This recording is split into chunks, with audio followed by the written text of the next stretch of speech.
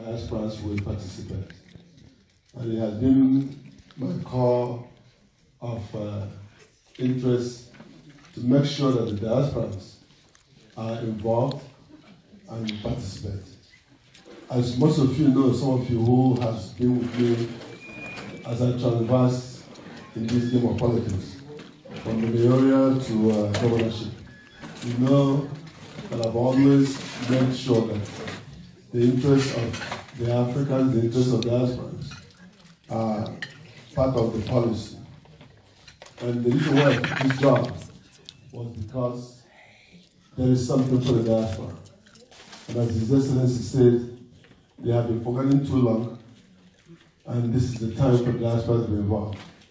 I'm not going to preempt their speech, but I'm going to give you more ammunitions to have more questions. But let me assure you this. Some of you who were in the conference call with Segun knows that Segun can talk for 3 hours without drinking water. You were there with him when His Excellency asked him to dial into that teleconference. And it was in that teleconference from 3 o'clock in Nigerian time till about 5:30. I was the one that told him that it's time for him to go back to sleep. The campaign is very tough in Nigeria. As you know, I just came back 4 days ago. It's very tough there, and we need everybody's help. People have been asking me, what do you want the diasporans to do? There's a lot.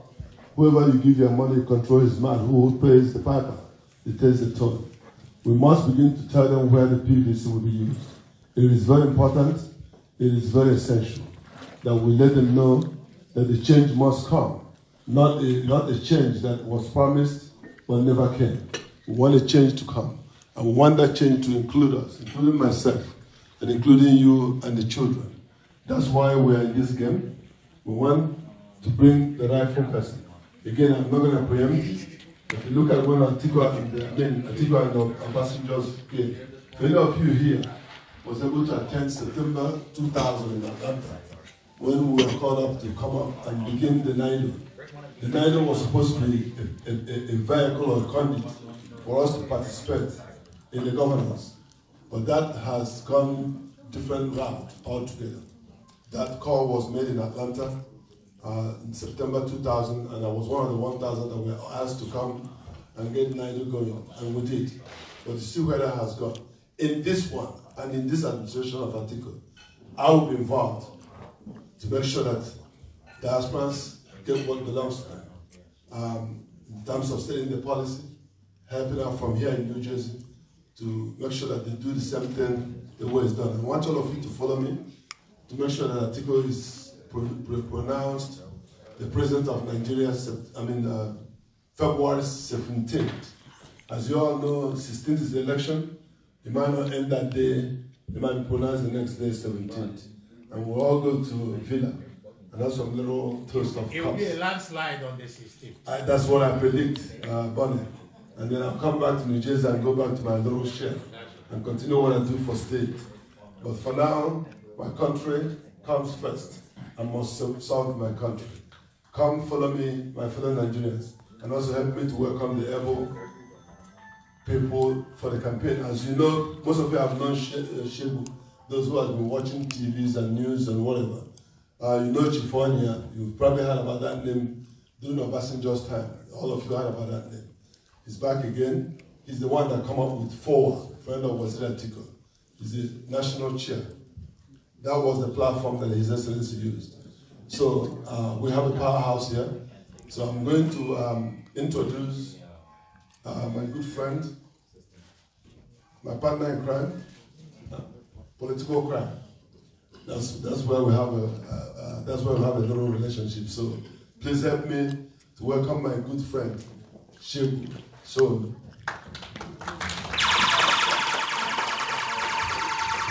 Also, please help me welcome. Please help me.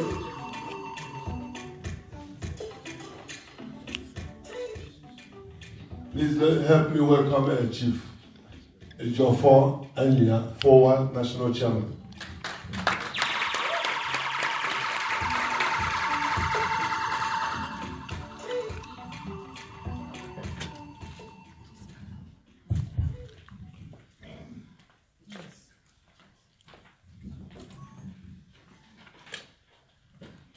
Good evening, ladies and gentlemen. All protocols observed. Let me assume that I'm in the midst of all articulated people, is it? Yes. And I assume that I'm in the midst of all PDP people, right? Yes. Not necessarily. Well, an incoming PDP. The mission we're in today is a PDP mission. That's right. So in that respect, let me say PDP, Power. PDP, Power to the people. Atiku. Articulated. When I say Atiku, So let's get Nigeria working. let's get Nigeria working again. Atiku, Let's get Nigeria working again. Atiku, Let's get Nigeria working again. let's get Nigeria working again. Atiku. Thank you. Well, with all pleasure, I'm here to not to preach to the Pope or to the converted, but to let you know that we appreciate all that you guys have been doing. I used to be part of you. I lived there for almost 18 years, starting from New York to Ohio to Washington, D.C. I left this country about 35 years ago. It's quite a long time, isn't it? And I've been on the political train with Waziri Atiku as far back as 1987. It's a man I think I know very well. We have been in the trenches with Segun Sowunmi. We started the journey. Well, for some reason, things didn't go the way we planned originally. But it was God's divine intervention that this time has come. And when the time came for him, it didn't take me a minute to go to him to say, listen, we've had a mission. And that mission which we had as far back as 87 was to build a united country devoid of all sorts of tribalism, a country where we will set up a rulership in a fashion that will take the country to the height that is expected, where selfishness does not exist. So, as I said, by God's divine, this time has come. And in fact, we thought it might never come the way we were going. But now that it's here, it is your opportunity and mine to set this country straight. What we have in Nigeria now is unfortunate. It wasn't expected, but it has come. I think every right-thinking Nigerian knows that the leadership now is not adequate for the country.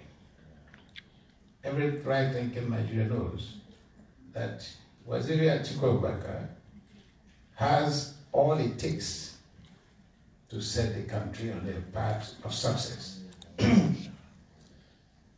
Well, we know the future belongs to the young. Some of us, like me, I am analog. And Waziri is half analog, I'm half digital. But people like Segun here is completely digital.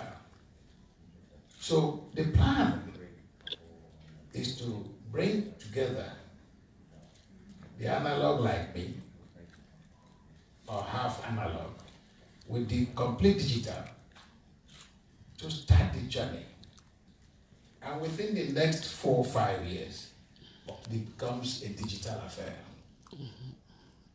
And that is why we need people like you, professionals in their own rights, success People who have succeeded in different spheres of their profession, but who are living abroad, to come home. He will tell you more, because he's the spokesperson. I'm not as eloquent as he is. But we need you to come home, to build this country that we all know will eventually be the country everybody will be envious of.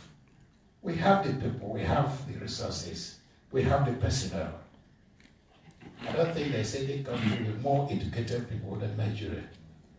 But we only need leadership to put it together. And I can guarantee you that Atiku is the man who can do this without looking back. If you remember, during Obasanjo's tenure, he was instrumental in bringing in some young talents into the government. Some of them did very well, some did well and betrayed, but irrespective, it is the way forward. And therefore, the reason we are here, as you can see, is 4:24 a.m. So I'm a little bit disoriented, you can understand that, because I've been here only 24 hours ago. But because of the importance of this occasion, I have to stay awake. I'm not as young as I look anyway, but I haven't left this country 35 years ago. You can imagine my age. So this is the reason we're here. And we want you to please play a prominent role in what is coming up. Let me stop at this point, because Segun will expatiate a lot more. Thank you very much, and God bless you. Thank you very much, Onyia. Ladies and gentlemen, he has just given you a snippet of why we are here and why they have come to explain some things to us. Like I said, tonight we are going to find out a lot. But before we go into the interactive session, let us get a remark from the spokesman for Atiku, Mr. Segun Sowunmi. Let's put our hands together for him. I suppose it's good evening, ladies and gentlemen. Well, you see, there's a reason why we say, when we say let's get Nigeria working again, we say we expect that the call should be Atiku, and when we say Atiku, we expect that the response should be let's get Nigeria working again. I guess we first do that, then I can get into the meat of the conversation. Let's get Nigeria working again. No, that's not strong enough. You're far away. You need to hear Nigeria.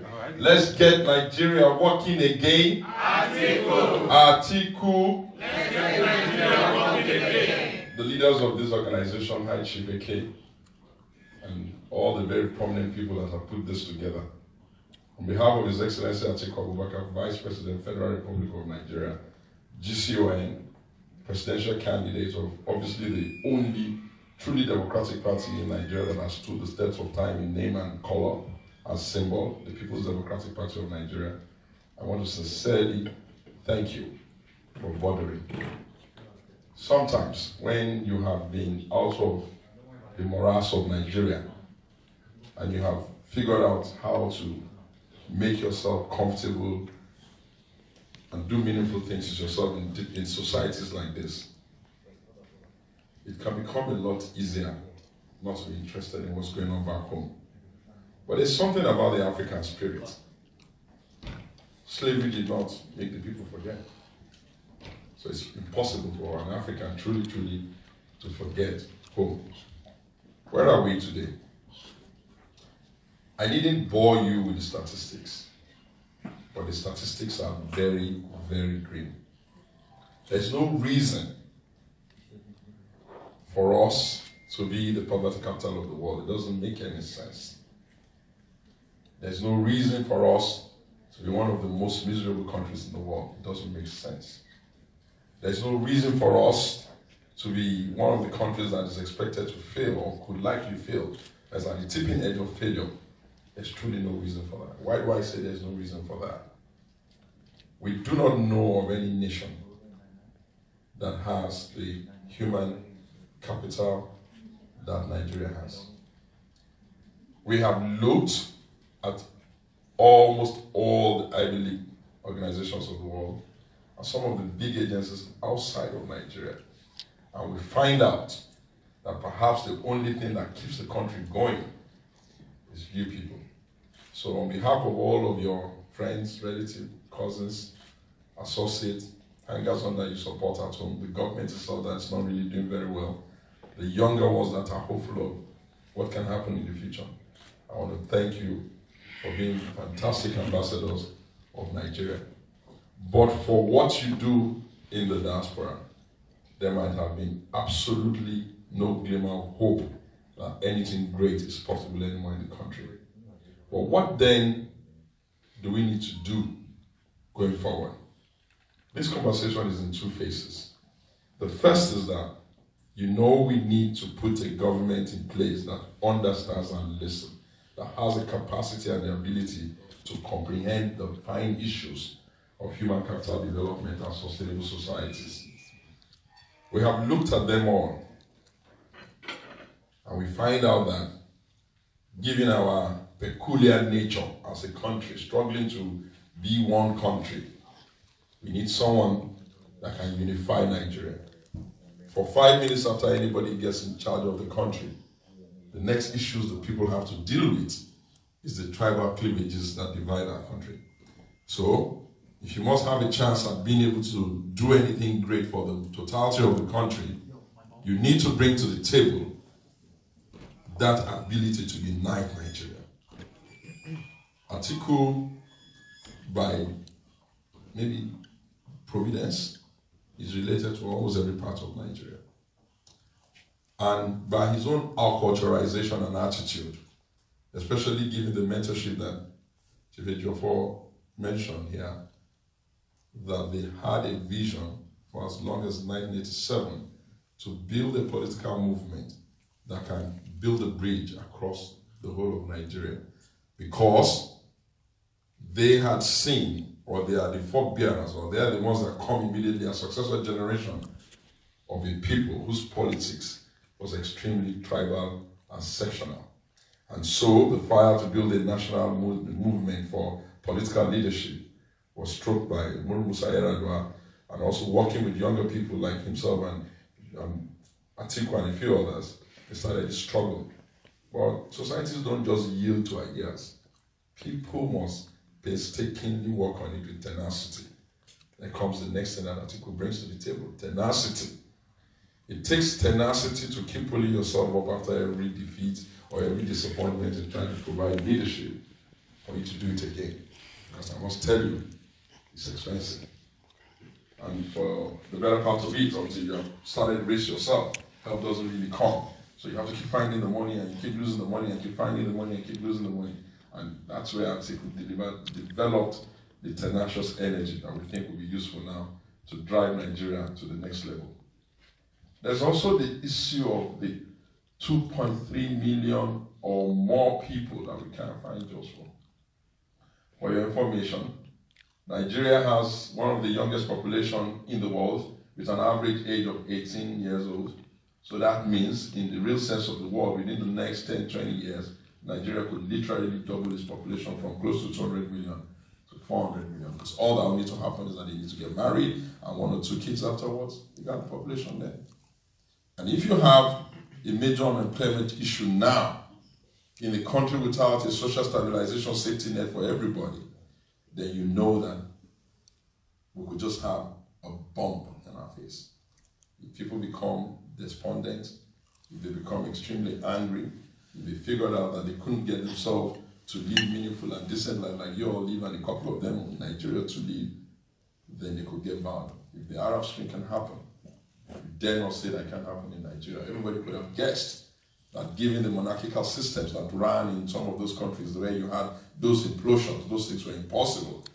But it happened.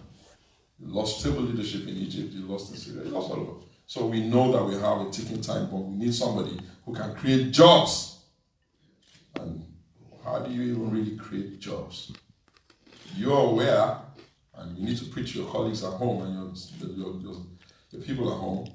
You cannot create jobs by employing people in government. That's not how it works. We've left the first agri revolution where government could just farm people into farms. We've moved through the second coal revolution and the steel revolution. We're now at the fourth industrial revolution, a highly punishing revolution that works only on efficiency. Because that's how it was supposed to be with the computer age. We know that in the next 20, 30 years, more than 800 million humans will not be able to get a job no matter how hard they try, because artificial intelligence and the computer would have created zero need for the efficiency of man in some jobs. Now, how do you even begin to deal with that in a country like Nigeria, where the human capital indicators suggest that we're not even investing in the right things to prepare ourselves for the future? So you need a leader that can create jobs. For you to create jobs, you need to understand what private sector people that create businesses and create opportunities to take on people for jobs, what do they need? Atiku is a private sector person. He's a businessman. He's a job creator himself. At the last count, the statistics is never here or there, but it's close to 50,000 people on his payroll. Some of these companies are not doing as well as he would have wanted them to do. He's sustaining them there, keeping them there, and encouraging them to become profitable, just because he understands the job creation component of creating jobs.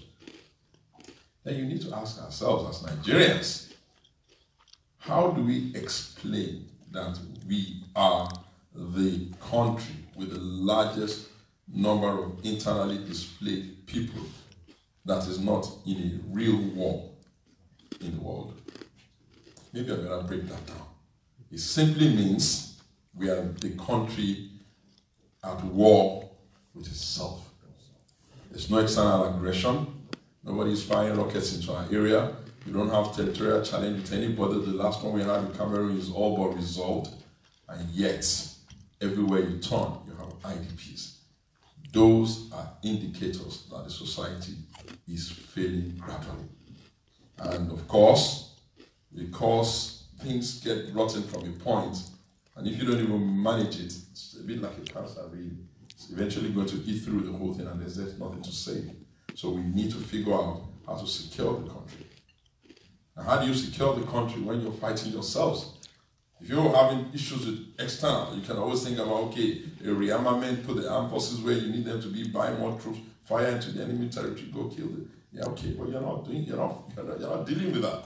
You're dealing with terrorism that you can't be sure is even fundamentally ideologist. You just know that criminality elevated to an indolence level that is absolutely unacceptable. So for you to be able to solve it, you need a leader or someone who first of all speaks the language, understands the culture, understands the religion, and understands the working of the borders. Atiku has all of that. The first 20 years of his life, he worked in the customs. You also need to ask, okay, everybody mouths it. Nigeria needs to diversify its economy. It needs to diversify its economy. We can't be a monoproduct economy where, hello, but it's not been able to be done for a while. So that means you need someone who understands how the economy works and can expand the economic space so that perhaps we will even make a little bit more money from human capital development and investment of other people and FDIs and inviting private sector people. By private sector this time, we're looking for Nigerians in diaspora to come and take the advantage of the next government. Why?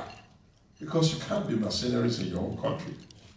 We have seen and we've observed that other people who come in underneath these guys or private foreign investment or taking advantage of opportunities, the minute we open the door, however tight to make the rules, they truly act like mercenaries. They are either holding down our people in their labor camps or taking out all of the benefits to their country or acting in manners that will not be acceptable in their own countries. But I doubt if you organize yourself and you became a private sector player in all of the sector, the oil and gas, the infrastructure and all of that, and health and education, I doubt whether the empathy that connects you to your siblings will ever allow you to make money at too much of their own expense. So we know that the conversation has to start now. So when you put it all together, you will realize that it's just we don't have any alternative. Lucky us, we're in a democracy. We could literally have been stuck with this. Remember the guy in charge now, for the president now, President Buhari, used to be General Buhari. And we could literally have been in this kind of situation in a dictatorship or in a military government where, except we can find someone to help us do a coup, we're stuck with it until some other brilliant or not so brilliant soldier comes to make things worse. The benefit of democracy is that it gives us a timed opportunity to do another introspection and ask another question, and then take the franchise that I've been given, which is that vote, to sort out things. And that's where we are now. Now, what do we think you can do to make things work in the direction or give us the outcome we want? The first is that you have no idea how much money you are contributing. Maybe you do individually, but you have no idea what the pool of money that members of the diasporas are putting into the economy at home just by looking after family members who are acting for Western Union, who's taking a check, who's getting some dollars through the envelope, who's getting a gift and all that. That's a lot of power if you know how to use it. India. The present Prime Minister of India, Modi, opposition he used to be, and he needed to try and win. And you know their system is even worse. It's a parliamentary system. You must bring in not only votes for yourself, you must bring in enough votes for your own coalition to be able to form government. How did they do it? What role did the diaspora people play? I'm going to tell you today. What they did, one of the things they did among many other things, like we're campaigning very hard at home too, but what did the diaspora people do there? The Indian diasporas took the position that they will run the call centers into India from locations like this. How does it work?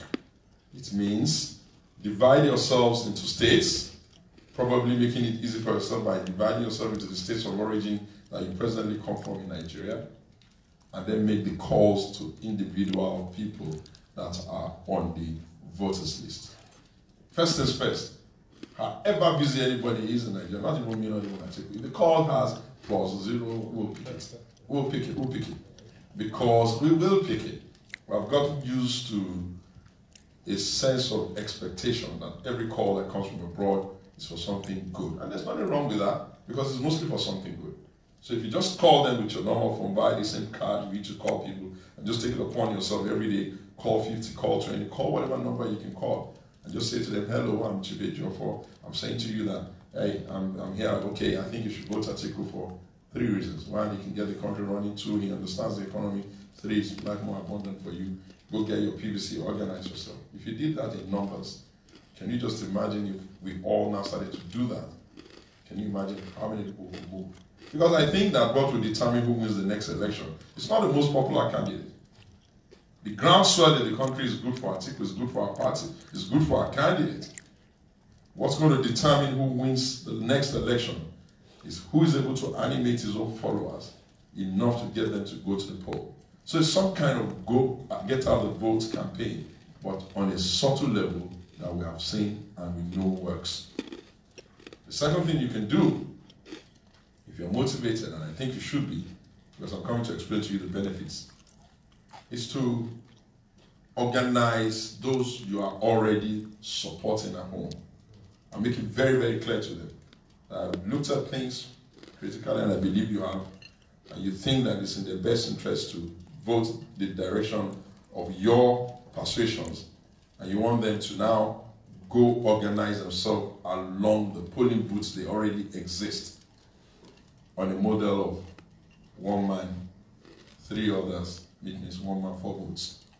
So can you imagine for a second that if you called one of your Chibeke, if you called one of the, just one, not even 2 yet, you called one of the people that you already support at home, and you tell him, look, what I want from you right now is go to your polling booth, get 25 people, get their names and let me know that you have their names, make sure they have their PVC, and when you have 25, call me back. I give you like 2 days, that's easy. It's just 25 people. Once he gets his 25 and you tell him, look, I want you to talk to these 25 people, and each of them should bring 3 people from their homes. Now, if we are to bring 3 people from our homes to go and vote on the day of the election, it's very, very easy.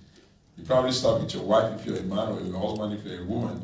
There will always be one relative around you, and if you're matured enough, you may have a friend or a family or a relative, or a maid or a boy, somebody that works with you.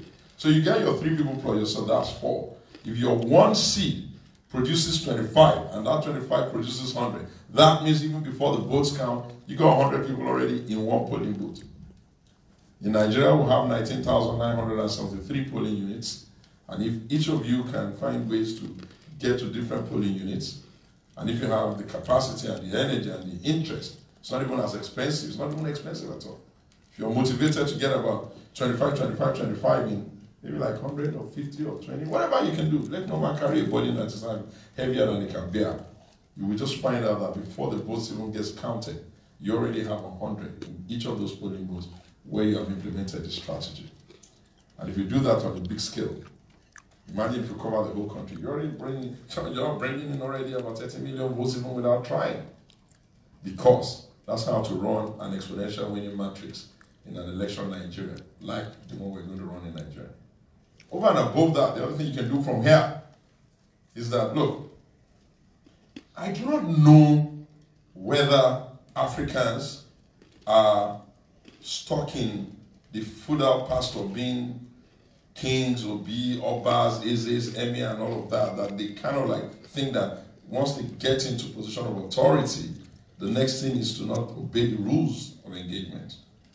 We fear that if significant pressure is not brought in from external, we could run ourselves into another very, very difficult situation where the man who wins the election may not even form government. Okay, maybe it's a far-fetched risk, but the risk is there. So the only way for us to be able to mitigate against that risk right now is to encourage those of you that are in societies like this, deputy mayor most especially, and all such highly influential people, to put a bit of pressure on the governments that are nearest to you, to show a little bit more interest in Nigeria. I can tell you how you can justify it for them. You can justify it for them by telling them that right now in Nigeria, not counting you all, they're close to 3-4 million Nigerians who have multiple citizenship to the United States of America.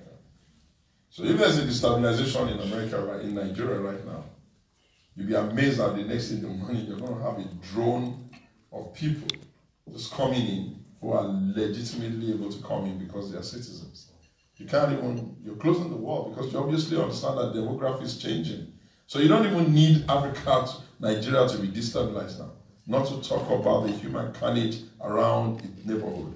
So you see, you better encourage them to do all they can to ensure that it's sent to the Nigerian authority, very clear signal that Nigeria has adopted the American-style democracy. It comes with responsibility to the mother of that idea, America. And that is to say to the Nigerian government and the entire participants in the electoral process that they would stand for nothing other than a free, a fair, a transparent and credible election. Once they can say that, once they say it enough for everybody to understand, then I think that you will see that we'll have a very free, fair, transparent election. And if we have a free, fair, and transparent election, there's no way Atiku Abubakar will not be installed, elected, declared president of Nigeria. And when he becomes president, that's where it gets a lot sweeter now. What's in it for the diaspora audience according to the clear conviction? You know, there's a difference between a plan, a potential suggestion, and a conviction. His Excellency Atiku Abubakar is completely convinced that Nigeria must model itself around either of these 3-4 countries. Each of these countries are great today because of their kind of citizens that are like you, the diaspora citizens. India wallowed for a very long time in poverty, couldn't really move until he connected into his diaspora citizenship, who now began to do experience transfer, not necessarily technology. If you just by being part of this kinds of society, some of you know how to organize the sewage system. Some of you know how to organize special education. Some of you know how to organize healthcare. Some of you know how to organize food stamps and social security for the people. Some of you know just how to organize things because you have participated in a process that works. Almost every skill you have now, for which you are celebrated, your people at home can benefit from the model that can work there.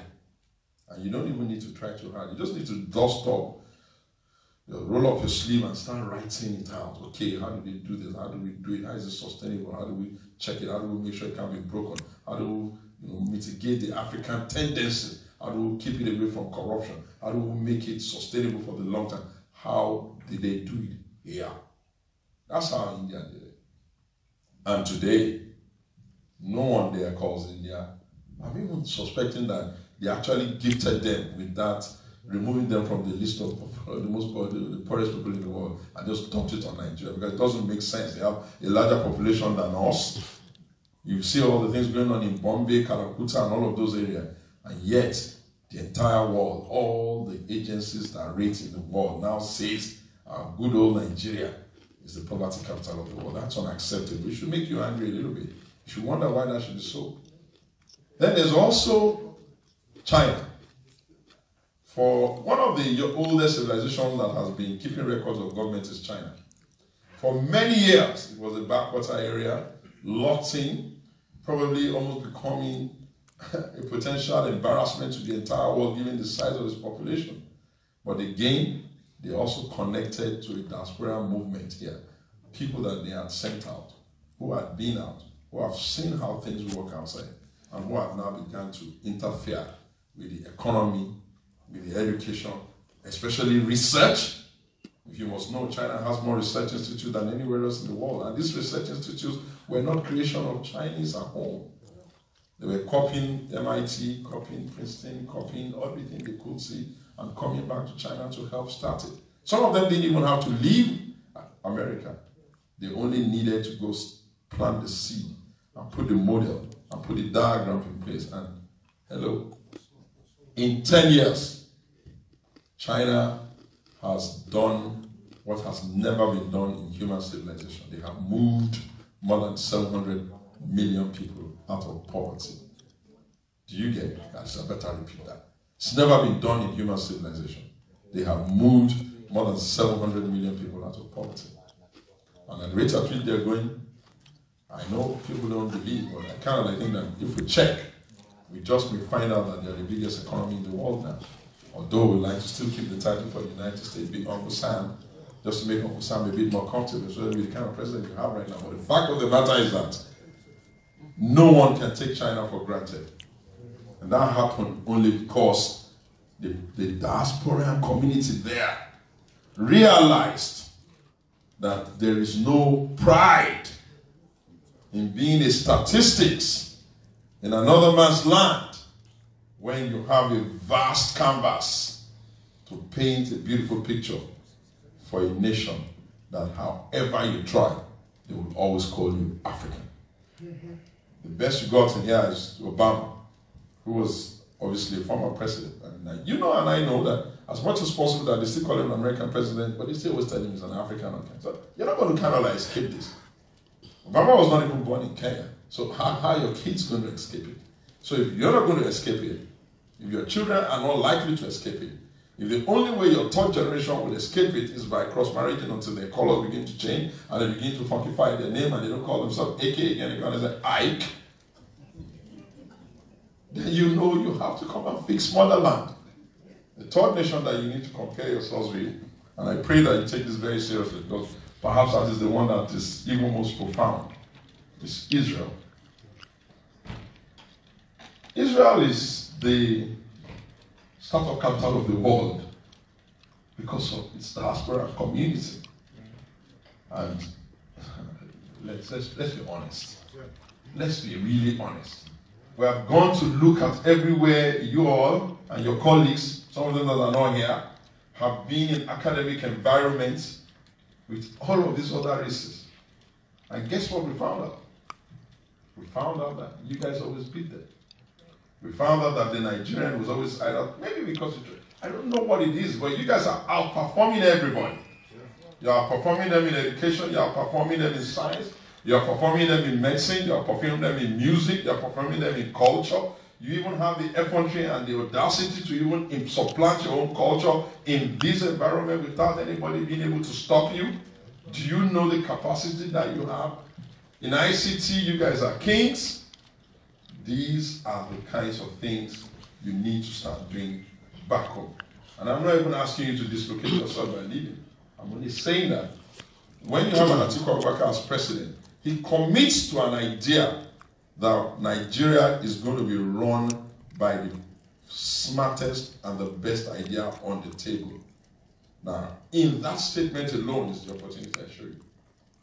If the government and the president has committed to an idea that we are going to run things going forward with the smartest idea on the table, hello, where would they find those smart ideas if not there? Because just by observation, you don't even have to be the best in your field. Just by observing what one of the journals says, or what you've seen at work, or what one presentation or one training manual says, you can easily rewrite it, put it on the table, and it will be by far the best idea on the table for whatever project, whatever thing, and whatever thinking process you want to do. The second thing that you can be sure is going to happen under Atiku Abubakar is that His Excellency feels that more has not happened with the diasporans in spite of NIDO. And he thinks that it's time now to come and give the diasporans some help here in organizing themselves. So, as we begin to form that government, we're going to be using our embassies and our Ministry of External Affairs now as incubator hubs for the diasporan people, so that you can do a few things on behalf of the country, and even the country can do a few things on your behalf. The first is that we think that you people should now get a database of your skill set, who is where, what, and what skills they have. So that if you have a database of the skill set, then it becomes a lot easier. You don't have to lobby too much. You don't have to know anybody. If we need the skill set in a particular position, we can just go to your data bank, and we can just call up. And if the person is participating in your programs, then you can find the references that he needs to be given an opportunity. And we've done it before. Nobody knew Ngozi from Adams. She could have been like, okay, maybe some person that will be here, and the world will say, oh, do you know Ngozi is the one that is working in World Bank. What does that mean? Nobody knows her on the international stage. His Excellency Atiku Abubakar had come to America shortly after they won the election.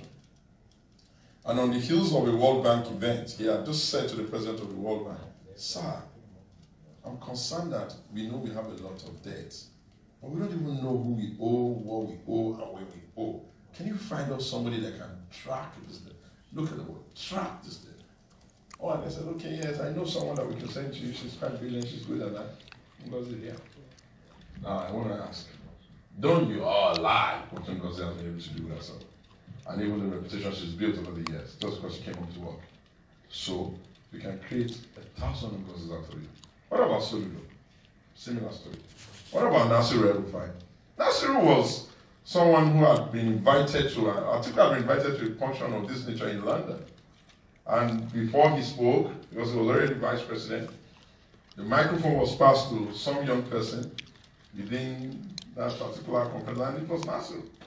And Nasiru came in there, and if you know, this little midget, came and delivered what was a classy, Segun type of representation.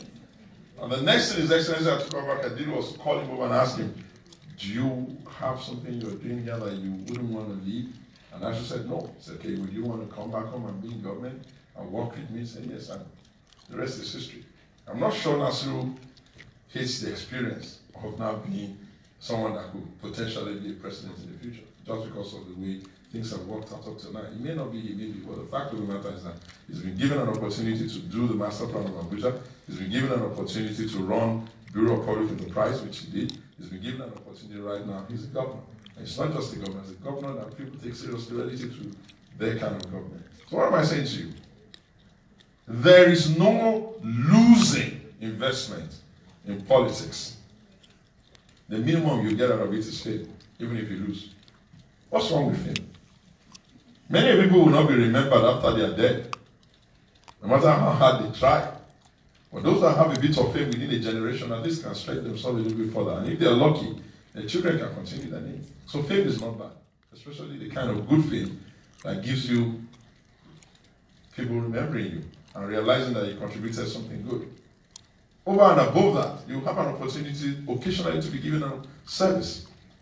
And do you know what good it does when you just realize and they do the role of honor and you go somewhere and they're citing you for all of the greater good you've done for the people of your country? Ladies and gentlemen, members of the diaspora, we have truly no choice. Your children, my children, most of them will not have the emotional connection to Africa and to Nigeria unless we give them something to be a little bit hopeful about now. If things continue the way they are, you can bet it. Whereas you have stories of Obafemi Awolowo, Nnamdi Azikiwe, and Muhammadu Bello, and all of those society, everybody, you have those stories to remind yourself of the glorious Nigeria. Some of you even got public school. Some of you got meals in school. Some of you got school uniform. Some of you came here even on government scholarship. What then do you think you need to give back to your country? Thank you, ladies and gentlemen. Let's get Nigeria working again. Let's do whatever we need to do. Atiku is a good man. He's focused on what needs to be focused on. He understands that no man can do it all by himself, and he calls upon you in a handshake of partnership. Thank you very much. Good morning.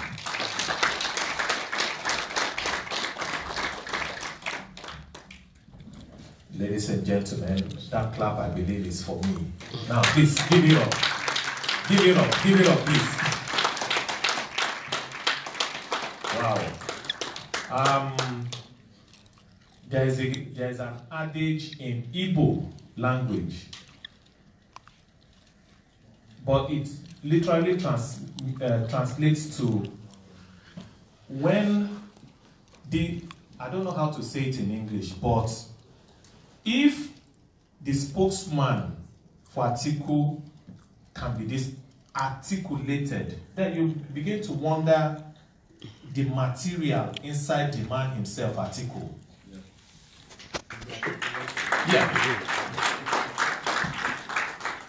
So, ladies and gentlemen, our time is fast spent. We'll be asking questions. But please, let me just put this out there.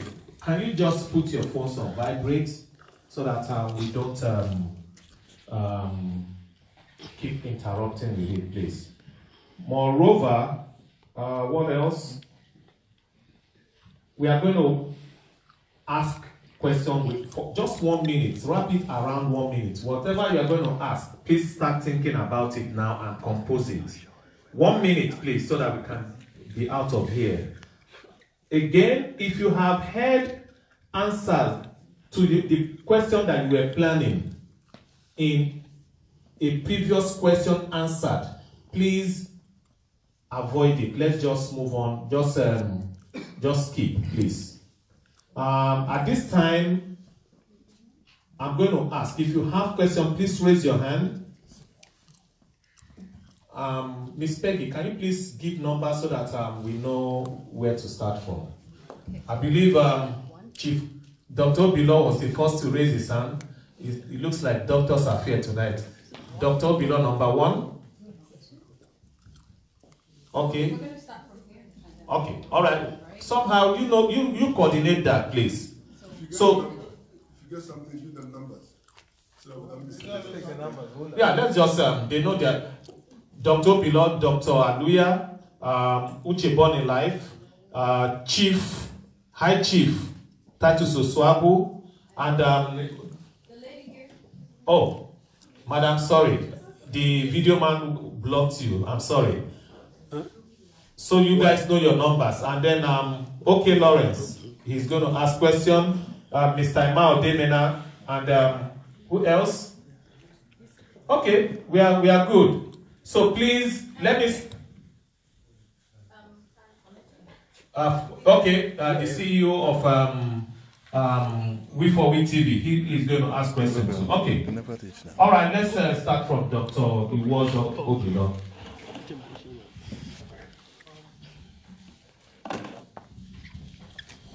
Good evening, ladies and gentlemen. I welcome you all for coming to speak with us. I think everybody in this room knows who I am. I'm a medical doctor. I've been in this country for many years. My children are grown, working in different areas of industry, banks. I'm just stepping down, handing over to him, the chairman of Nigerian Medical Association in New Jersey. Also, I was one of the transition team and our governor here in healthcare aspect of the policy. For the past 17 years, I've been going to Nigeria with medical team, going to Nigeria, serving in local areas for those that have been neglected in our society. The death rate in Nigeria is so alarming. In my village today, there's still almost 4 people not buried. My niece is in the mortuary. The Eze of my community is in the mortuary. One of the communities in Hime. I'm from Imo State, Clinton Manor. My question, I think you have articulated some of the concerns that many of us have. What is the platform for the next President Atiku for the healthcare in Nigeria? There are more than, I don't know how many, if I can put my hands to how many doctors, Nigerian doctors in this country. Many of us are well qualified. I'm one of the doctors in the faculty at Hackensack Hospital. But when we look around, many of our people are going to India. The Eze that I just mentioned, he was on his way to India because many of them have lost confidence in the system. So what can you bring to the next president? How to change the healthcare environment in Nigeria? Thank you very much. And my last question, please, is one. How did you get here? Did you come with other countries' airline, or did you come with Nigerian Airways? Thank you. Thank you, Dr. Bilo. You are always articulate when you put questions across. Ladies and gentlemen, let me just remind us one more time. Let's just keep it short because our time is fast spent and we have to tomorrow now walk over. Abi? All right.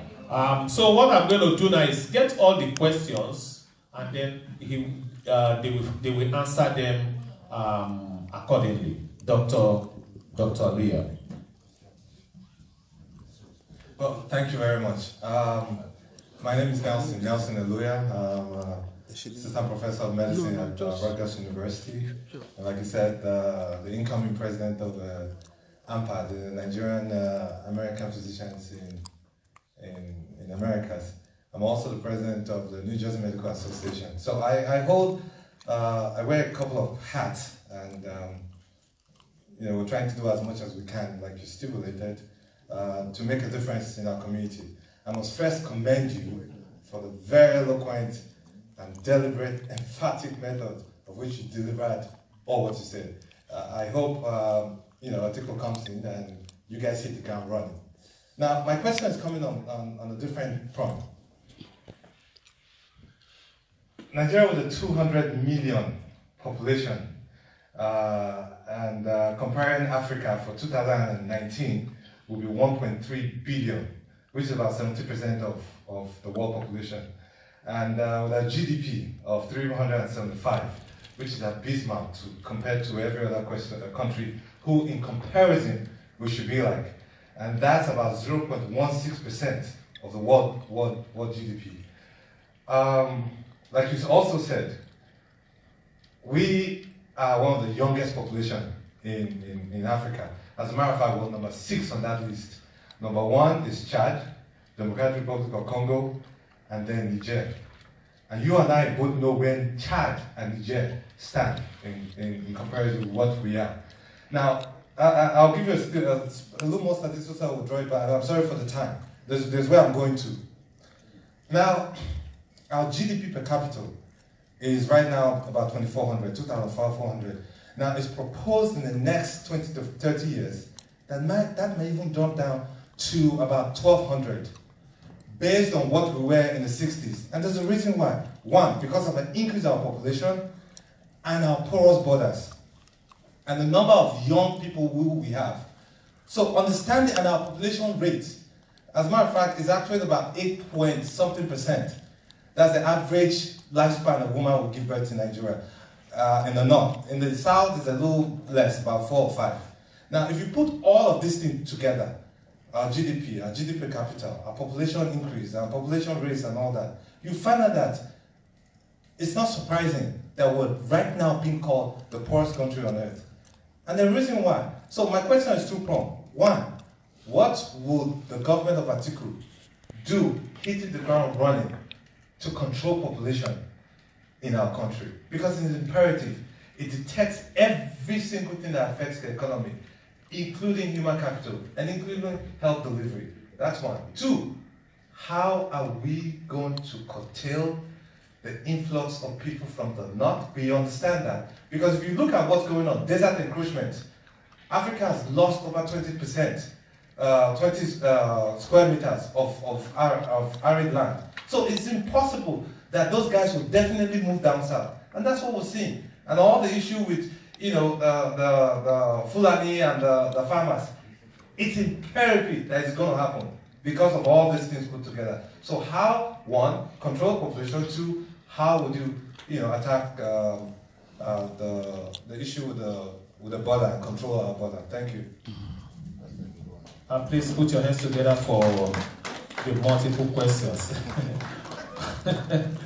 If I were him, I don't know how I will have all that in my head. But he's smarter than me. Let me come to my fellow prince, right? Okay, Prince Adekoya. Okay, sorry, I didn't. Okay, which is born in life? Thank you, Prince. I'm not a medical doctor, but I am a PhD candidate. So I want to welcome you and Chief Ejiofor to the Garden State of New Jersey. You are highly welcome. It is true, as a young, patriotic son of Imo State, that I come home twice a year for my love for the country and my state. But there are so many things that we can begin to synthesize on how Nigeria should be better. But I want to ask this question. I am in love with the Atiku mindset. I am in love with the Atiku vision. I want to know what is His Excellency's worldview.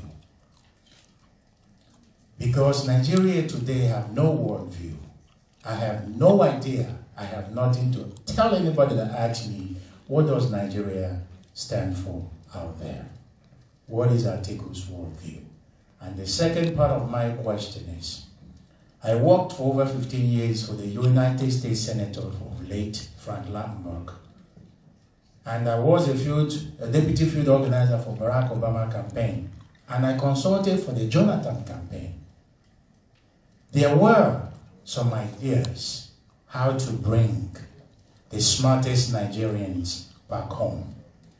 But what I saw happening from the Senate office, the policy America had. They came to the computer centers in Nigeria. Rather, they gave visa lottery to the smartest Nigerians and brought them to America. What policy does His Excellency have to counter that, to begin to repatriate those intellects and those intellectuals back to Nigeria? Thank you. Thank you, Onyia. Let's answer some of these questions and then we'll move on. We'll get some other questions too. Well, let me say I'm not disappointed. I'm totally excited. The quality of the questions are quite good. I'll start with Dr. Obilo's question. That's the New Jersey Health Center. What is the platform for healthcare in Nigeria and how to change the healthcare environment, and did we come with Nigerian Airways or did we come foreign? Look, there's no point in rehashing the ugly situation we found ourselves. One of the things that we believe absolutely is that human history is replete with evidence of societies who had worse circumstances in modern times and recreated everything that the whole world is going, wow. Did we come with Nigerian Airways? No, we didn't. We've not had a national carrier for some time. The last attempt at trying to have one by the Buhari administration turned out to be a major embarrassment of no mean dimension. They spent all the money just to go and launch a logo. And when they finally launched the logo, they didn't even take the care to be sure that they even have an aircraft that can carry them with a logo, and they have wasted a lot of money. Well, he said it's okay to be angry with them, but there's no point. That's a waste of emotion. The fact of the matter is that the way forward is to see business as strictly business. If we created the environment for private capital to come in and take that industry, and they could access the kind of resources, and our government, the government that Atiku Abubakar, can match them with a grant to fast track whatever it is they needed to do, then we are absolutely sure that we'll have a Nigerian Airways again, or whatever name we want to call it. That will be a Nigerian one. After all, we have local carriers within the country. We will need to bring in expertise in managing airline logistics and the funding of it to be able to run an airline. And by the grace of God, that is what we're looking for.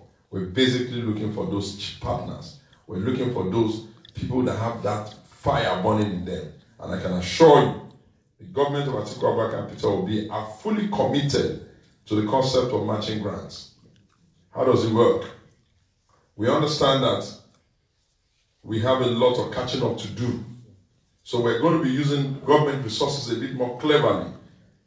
We're going to be insisting that, say for instance, if you raise $1 million or 2 million or 10 million, whatever million you can raise in your country, and you needed, government could give you the same grant of the same amount of money you're able to bring to the table to help you fund bankable ideas. We'll put that grant there. And you can go try the idea out, and then we'll give you some, moratorium, and you can pay back. It makes you have double access. Instead of running with only your own energy, you're running with your energy and some part of your government's energy. So I believe that the market is large, and you may be able to take that opportunity. What are we going to do with the health environment? Look, it is for good measure that we say it's time to open up the damn economy. We have tried building brick and mortars underneath an idea of primary health care, where we just drop in embarrassing infrastructure all over the place without connecting it together to see how it works. So what is Atiku and Obi looking to do with that?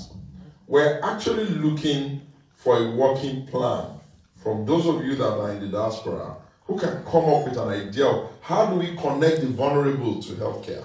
Some of the things that we're playing with is an idea that says, look, the rich will get by. We can almost see them getting by. What about the poor? What about the vulnerable? Can we begin to now convert healthcare delivery now into private sector, wherein, say, take the case of Imo State where you come from, we can then divide the citizens in Imo State to the doctors that we have, and then tell our doctors, you, some of your friends, those that are still there, to now attend to them as private practice, and government can pay. The same way, somebody can just get up in America and go to the practitioner and get attended to an either insurance company or some person's paid without the guy having to come up with the money. We think because of the need for us to invest in human capital development, the time to do that for Nigeria is now. But where do we get the sustainable model that experience has used and has worked? We can look to you in America, New Jersey. We can look to them in Canada. We can look to them in the UK. But that's the model. Over and above that, we hope to be able to stimulate private sector hospitals now that will cater for social needs. Essentially, there's no free lunch anywhere. Somebody is paying. What has been happening with Nigeria in terms of healthcare delivery is that we have not convinced ourselves, we've not applied ourselves to an idea that people can't go to medical school for 7 years, spend so many years to get educated, and then they won't be able to get a reasonable income for the services we expect them to render. And there are locations everywhere in the world that's willing to have them work and willing to pay them a decent wage to deliver the same experience and medical expertise and training for their own people. So we have to match it. Humans and the economies of the world will not run on an idea that you can expect your people to be charitable with their skills. We must come to the point, and we're now at the point where we're saying we now need to figure out how to pay the right wage for the skills of our people and give them the environment and the same opportunity created here for them to be able to earn the kind of money that is decent and appropriate, and then government can figure out a way via a combination of health insurance, health grants, and whatever you have. But we need to reduce the number of people that die from infant mortality, issues of women trying to give birth, and access to medicine. So, Dr. Obilo, I return it back to you. Thank goodness God, you're an expert in this field. Settle in now. Give yourself the audacity of hope and design a sustainable model that can, plug in the people, pay the doctors a reasonable wage, ensure that via taxation and some insurance, the whole system runs continuously. Because basically that's what's happening here. Government doesn't have money on the table that is given everybody. It designs a system where people can get, and then the most important thing that you should put in the design, and I really want to charge you to do it, and I'm charging you on behalf of His Excellency, and I'm going to tell him I charge you to do it, is to figure out how the system will not be abused. Nigeria, our country, has never had a drought of brilliant ideas on paper. The major bane of this country, or our country, has always been the implementation strategy that can be sustained. And that's one of the reasons why we're saying it's time to liberalize it. Because we have found out from experience that almost everything the private sector has in their hand seems to survive. And they're surviving under the same sun, the same rain, the same NEPA, the same circumstances that government businesses are failing. So it therefore means that obviously we have to now smell the coffee. And Atiku has smelled the coffee. And he has understood that government is not structured in such a way that it can do these things in a sustainable manner. So we must figure out a way to get private sector people to do it so that everybody wins. And the only business government will then have is to figure out how to pay the premium that its vulnerable citizens can come up with to give them the same access to quality health, just like you have in other developing countries. In terms of how we change the environment, I guess that answers that. And what we're doing for the healthcare, I guess that answers that. The major investment that this government of Peter Obi and Atiku Abubakar will do is in human capital development, education, health, information technology, the things that represent an investment into the future. For even if you put all your money in infrastructure, it's not an investment in the future, really. The investment of the future is that we live by the maxim. It is the humans that we have that must be enabled, strengthened, and empowered to create the resources we need. So you can't do that unless you have health and education as things that will take minimum 25, 26, 30% of your budget. So that's where we're going to be going. And to be able to fund it, you've heard His Excellency say, and I'm saying it on his behalf again, and we're echoing it, he's going to have a lean government. And we're going to be restructuring the country. One of the reasons why we're restructuring the country will take me into the question of Dr. Wilson, the influx of people. Look, Dr. Nelson, yes. Dr. Nelson Elijah. Yes, Dr. Nelson Elijah. I'm happy you're really good with statistics. Fact of the matter is that population is both an asset and a liability. It's an asset because you can potentially think that that's a market. It's a liability if you're not producing anything. And if you're not organizing yourself either to be a demand king or a supply king. If you're not manufacturing much, and if you're not producing much, then you have to be a demand king. If you are going to be a demand king, if you're going to be on the demand side of the economic equation, then you need to make sure that you have your people having economic power to participate. What's the point in 400, 1 billion people that can't buy a bag of rice for themselves? What value is that to anybody? So you need to figure out that you get your people to get a bit more productive by showing them the way to be able to plug in to the financial systems of the world. And obviously, you will then be able to have the kind of country you want. In terms of our borders, one of the reasons why Atiku is the candidate, and I want to plead with us to let's spend time on this process. That's why we came all the way. It's not a very convenient time to leave Nigeria now. We're campaigning every day. We have a presidential debate in the next 2 days. I'm the spokesman of that campaign, and I consider it important enough to come. It's because I know that what happens after we win government, we're still going to be needing you, and we can't even win it without you. So any which way, we need you. And I think we probably also need us. You don't want us to take your country and not mess it up again. The dash talk back on back will lead us into a revolution. You can almost sense it. Buhari came in under a lot of hope. Inability to plan, inability to ask the right question, he failed. What happens if Atiku wins again on hope? God forbid. Truly, truly, God forbid. I banish the thoughts. So, in terms of President Koya. No, you didn't answer the question. Okay, yes. We brought him in because he has a good understanding of how the borders work. For the first 20 years of Atiku's life, he was in charge of the borders of Nigeria and customs. And one of the things he taught him is that the 4,000 plus year borders that we have in Nigeria can be managed.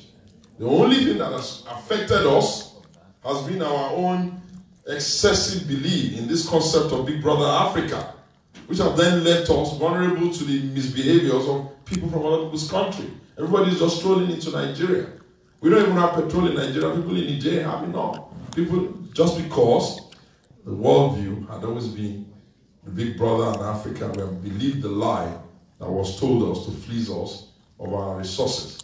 Now, what we're saying now is that, yes, we will be Big Brother to anybody that wants us to be Big Brother, but we'll first of all have to be a responsible parent to our own offspring. For no responsible parent can open his eyes and allow the citizen die and live under those circumstances and claim to be Big Brother. So Atiku is going to be a responsible parent. And our worldview is very simple and very clear. Nigeria demands its place relative to its size and its historical antecedent as the most populous black nation in the world. Nigeria is going to be redefining the kinds of partnership it's going to be engaging in now. We're no longer going to agree to a partnership arrangement that does not minimally benefit us. And we're not talking AIDS now. No one is giving Africa aid. No one is certainly giving Nigeria aid. They're taking a whole lot more than they're giving. And they're just, basically tricking us. But you know what? If we don't have our people in the diaspora say, oh, we want to do a program on FDI or on health. If we don't have people in the diaspora say, okay, don't worry, World Bank, don't worry. We have the program here. Our people have the program, and then we can run it by ourselves. How are we going to be able to stop what we're doing? So they'll come and bring their so-called experts, who are not really experts in anything, that are better than our Nigerians. They'll bring a very little amount of money. They'll use consultancy bills to zap up all of the money. And then we're going to be looking at the short end of the stick. So our worldview is changing, but you know, when you're really down, it's not really in your best interest to start screaming to the whole world, I have a worldview, I have a... No! The first thing we need to know, we are believing is that just like the people of the Arab Emirates, if you build it, they'll come. Thank you. That's what we're trying to do. And I think that explains how to bring the Nigerians in diaspora. Look, Nigerians in diaspora, which is much more interesting. A land of 1 million smiles, beautiful beads, costumes and delicacies that you cannot eat them all and taste them all, friendly hugs, fantastic sunshine, the most beautiful sunset, obviously in the whole world, culture that is rich and meaningful, relationships that are binding and friendly and warm, or giants in an environment where you're just but the statistics. The only reason why you're here is because the circumstances at home are not better. If the circumstances at home were slightly better, that's why we now have dual citizenship. A whole lot of you who spend the winter period in Nigeria probably could spend the summer period here. What's wrong with that? We can have both. And I think the earlier we start to work on it, the better. Remember, one generation got us out of slavery. One generation got us out of colonization. One generation got us out of military rule. Every generation must, out of relative obscurity, determine his own agenda and his own cry for the system, for the time. It must try to achieve it. And it must be treated at its own consequence. Consequences that will be very grave. Because your children will ask, where were you when all the other civilizations were discovering, developing, and carving a niche for themselves in the sands of time? I think I've answered the 3 questions. Thank you. Please feel free to clap, please. Let's do that. Let's do that. Wow.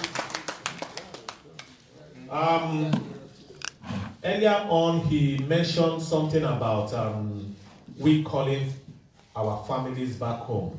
You know, call 25 people, get them to call 3 more people and all that. Here in New Jersey, we have already we have penned that down as a part of what we are going to be doing. But we know that we will need resources to do that. So tonight I'm going to make a humble request, you know, to everybody here, whatever you can donate towards that plan that we are having to set up a call center to call Nigeria Direct and you know, charge them to get out the votes. So please bear in mind that we're going to be doing that. And let me also ask you, just before we get the next set of questions, because questions are, we have a lot of questions, but time is not on our side, because we'll be leaving here at 12. Can you give us an email address where people can direct their questions? And because people around the world, they are watching us, We4We TV, they are beaming this, they are streaming it live, and some people ask me how they can get their questions across. Maybe before we end, I'm going to read one of the questions that came from online. But can you please give us an email address where we can direct our questions for those who are not able to get their questions asked tonight? Well, I think that, of course, you all know where the Atiku Abubakar website is. But if you send your questions there, it'll take a little bit longer for us to get it and process it. You can go to atiku.org to go and look at the policy document that we unveiled. You can read it. It's ambitious, but it's realistic. You can see the direction and the thinking of the government, how it plans to take each of the sectors.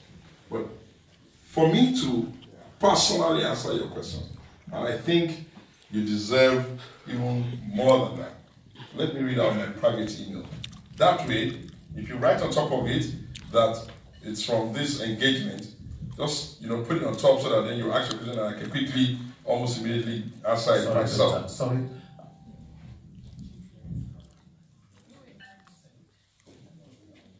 Well, why not if not?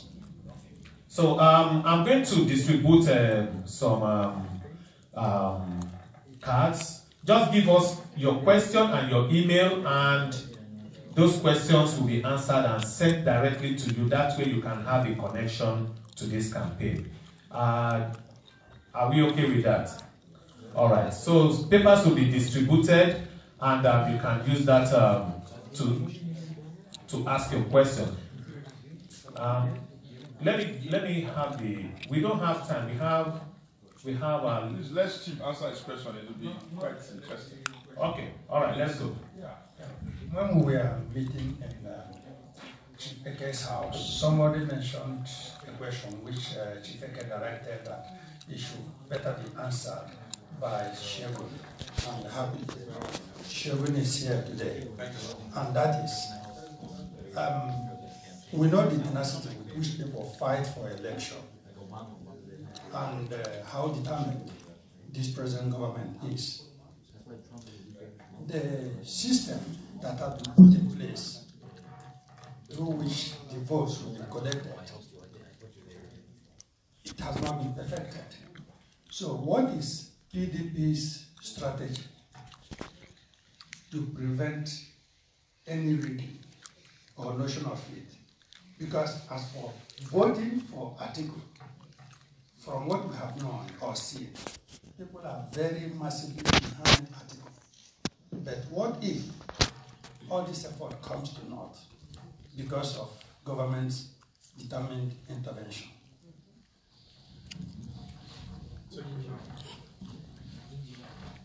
Okay, Your Excellencies, thank you for this opportunity. My name is H.E Peter Obi, the President of Igbo Council of Chiefs in New Jersey, and an experienced administrator in the U.S. military and veteran affairs. Yeah, my question or observation is this. There's nothing you can do in Nigeria that does not involve taking bribe, the height of corruption, any little thing, message you send across, get me this, they must collect something to give it to you, even your birth certificate that is your birthright. Somebody must sit on it to give it to you. And followed by the police system. They need retraining. In America here, the police are the government. No police is right. You need to retrain the police. Pay them very well, equip them very well. That will be part of wiping out the corruption. And your new government, if you win, must. When they win. Yeah. They will win. Okay. Establish industries to reduce unemployment, joblessness, kidnapping, insecurity, so on and so forth. Everybody depends on oil in Nigeria. So without oil, Nigeria cannot survive as a nation. No tax system. America depends on tax. Whatever you buy in the market, you pay tax. Why is Nigeria so loose? Everything free, depend on oil. No self-efforts to get some money to build a government and electricity, water supply, good roads, all these constitutes to man's inhumanity to man. This is why people are dying every day. So, what's your government going to do about all this? We are ready to come home and roll heads. Anybody who does not want to do the work, we get him out. If you give us the opportunity. They all gotta go. My son, who is in the FBI, during his internship, he was called upon by the SSS to come and work for them. Merely filling the application, they started demanding bribe from him. He called me, Dad, I'm not going to go. And also they told him, if you write a good report and present your case, they must change your report or they will kill you. For that, I'm not going. And you know this is happening in Nigeria. So you have to help us. Reassure our boys here to come home and work for you. Everybody here is very fair and genuine to come and help change Nigeria. Unless you assure and give us that opportunity, I think it will be hard. So you have to assure us that your government will give us that opportunity to come and roll it and help Nigeria work again. Okay? Thank you. Ladies and gentlemen, please give it up for Chief. He has spoken his mind, and it's a very touching issue to him. That is why he is passionate about it. Hi, Chief. Maybe you should answer those, or let me take one more. Maybe one more. Yeah, let's take from. I thank you. I love you. I mean, the love of Jesus. So. In that case, let's take it from Prince Ezekiel. Thank you very much, Mr. Segun Onyia. And you guys are welcome to the agenda. First and foremost, I don't mean to impugn on your integrity or your representation of His Excellency in no shape or form. But what I'm impressed about in your delivery this evening is that you are eloquent and articulated about all that you have said on behalf of His Excellency. But what we get to understand from my existence on earth for the past 50 years, it's a lot of talk without action. My question to you this evening is that, knowing the history of our beloved Atiku, and so also Peter Obi, great people, but people have their deficiencies. We know the history. We don't want to go back to that, but looking for a better Nigeria for the Nigerians. My question to you this evening is that you defended it very well. I agree with all the sustainable suggestions that you have made and the presentation that you made on his behalf. At the same token, I'm afraid that all that you have presented this evening, what is the chances of these things coming to reality? By the time Atiku gets in office, God willing, if he's the right person for us, because we prefer the lesser of the evils. There is no saint. Let's be realistic here. The lesser of the evil is preferred. Are you willing, as a representative of His Excellency, are you willing to commit yourself to returning back to the United States and conference with the same like-minded people or Nigerians in general to continue giving us progress report about that administration if it comes to pass? Not a situation whereby the vote is required. You are interested in the votes of Nigerians, and once they get to that throne, office, it becomes an history. I want you to personally commit yourself to the citizen of Nigeria in diaspora, that you, no matter what your office is, you will liaise with us. You will come back to see us again and deliberate with us and work with us to move Nigeria forward. I would like that commitment from you. By so doing, I will continue to pray for you, because we know we can access you and speak with you and hold you responsible for all that you have said tonight. Thank you very much. Thank you very much. I think it's just about enough energy for me to try and answer the question straight away. Let me start with H.E. Sir, are you aware that we can look at any situation? Thank goodness you have a lot of experience in the military.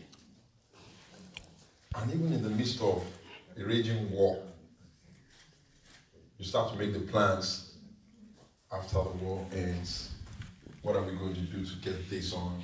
What are we going to do to get that on? And in case you've forgotten, let me remind you of some of those great moments in human history. The United Nations, the creation that came out after the Second World War, the entire NATO, the defense pact that came out after the mess of the Second World War. Human history is filled with such that the circumstances look dire for Nigeria today is down to leadership that is not willing or ready to see the truth, to accept the truth, and to walk the way. It is not exactly easy for anybody, especially of Atiku Abubakar's leaning, to be passionate about restructuring. It's not a simple thing. It's okay for those in the South and the Igbos, the Yorubas, and all the Midwestern people to really want it. But here is a House of Fulani man who is obviously now the champion. We had a Yoruba man in Obasanjo there. If he had paid a bit of attention to it, we could have been out of this restructuring argument. He didn't do it. We have another person there. We had Jonathan there. They didn't pay enough attention. Why should you trust Atiku? That's the problem. It's because, think about it, in 1992, when he was much, much younger, when Abiola wanted to be president, Yar'Adua wanted to be president, this young deputy director of custom, probably in his 40s, had the audacity to even begin to think that in the midst of those giants of that time, of that era, he was going to present himself as a presidential candidate. The guy must be very high on hope. And he came third. And it wasn't just third, it was such that the first and the second and the third had to go to a second ballot. Now think about it.